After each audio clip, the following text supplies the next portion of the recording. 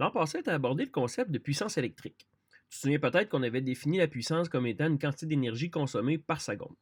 Mais là, ça ne change pas. C'est pas mal la même affaire, c'est juste que ce ne sera pas de l'énergie électrique. La puissance, c'est la vitesse à laquelle s'effectue un travail. Mathématiquement, ce qu'on peut dire, c'est que la puissance, c'est égal au travail divisé par le temps. En divisant un travail qui est en joules par du temps en secondes, on obtient donc une puissance en joules par seconde, ou bien en watts, comme tu as vu l'an passé. Fais attention au W ici. Comme tu peux voir, là, le W, c'est la variable du travail, mais le W, c'est aussi l'unité de la puissance. Alors fais attention de ne pas mélanger les deux. Aussi, on peut remplacer le W par la formule du travail. On se rappelle que W est égal à F fois delta X.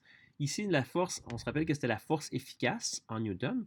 La force efficace, c'est la force qui est parallèle au déplacement. Le delta X, c'est mon déplacement en mètres, comme d'habitude. Puis, monter, là, ça reste du temps en secondes. Alors, ce qu'on peut déduire de cette formule-là, c'est qu'une machine plus puissante va faire le même travail qu'une autre machine, mais en moins de temps. Le dénominateur étant plus petit, la puissance est plus grande. J'aurais pu aussi dire qu'une machine plus puissante va effectuer plus de travail dans un même temps.